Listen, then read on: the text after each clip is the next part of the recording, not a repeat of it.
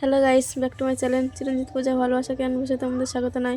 তো আবার একটা রেসিপি নিয়ে চেষ্টা আছে। আজকে বানাবে মোচাতে চিংড়ি মাছের রেসিপি। তা চলো তুমি দেখতে থাকো। মোচাটা ছাড়িয়ে নিচ্ছি। মোচাটা ছাড়িয়ে আমরা এইগুলো ফেলে দেব, আর এই দিশলাই কাঠিটা ফেলে দেব। এইভাবে ছাড়িয়ে নেব।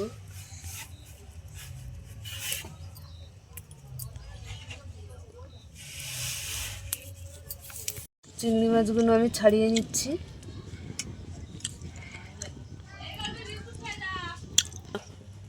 চিংড়ি মাছগুলো একে একে আমি কেটে নেব।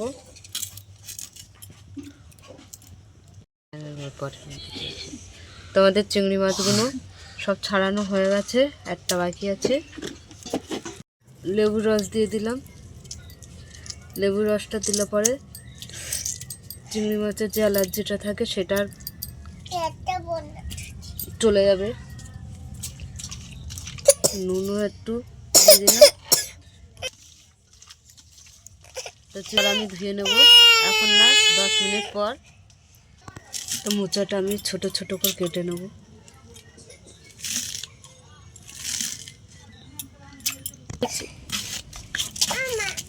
তো আমি মোচাটা কেটে নিচ্ছি।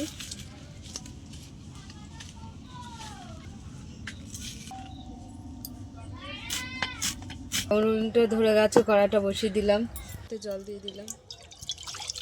মোচাটা আমি সিদ্ধ করে নেব। তো আমি একটু আলু কুচো কুচো করে দিলাম, কেটে দিলাম। বেশি আলু দিন, অল্পই দিয়েছি।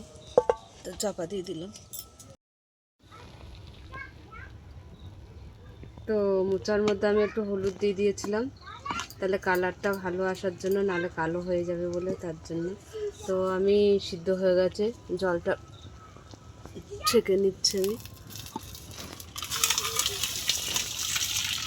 আমি মোচাটার থালায় ঢেলে নিলাম। তো কড়াতে তেল দিয়ে দিচ্ছি, স্বাদ মতো নুন দিয়ে দিলাম, দিয়ে নুন হলুদ মাখিয়ে নিচ্ছি আমি।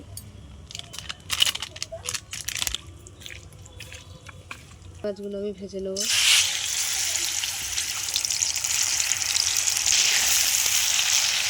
চিংড়ি মাছটা আমি ভালো করে ভেজে নেব। চিংড়ি মাছগুলো ভাজা হয়ে গেছে, তুলে নিচ্ছি।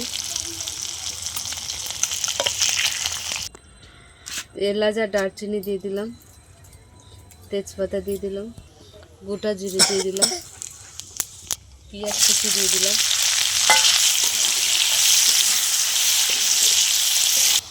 তো স্বাদ মতো নুন দিয়ে দিলাম, পেঁয়াজ বলে অল্প দিলাম, টমেটো দিয়ে দিলাম,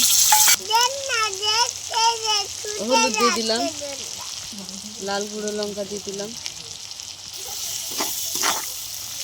আদা রসুন দিয়ে দিলাম বাটা।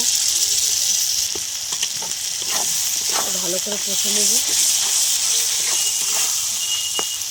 আমি এখানে 1 মুঠ গোবিন্দভোগ চাল দিয়ে দিলাম। তাহলে মশলা থেকে তেল ছেড়ে দিয়েছে। তো এবার আমি মোচাটা দিয়ে দেবো।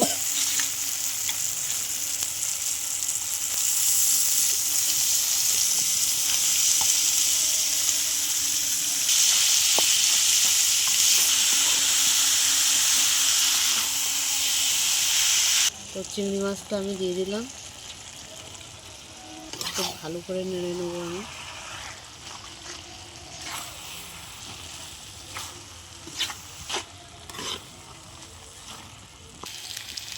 তাই আমি 1 চামচ ঘি দিয়ে দিলাম। তো আমরা নামিয়ে নেব।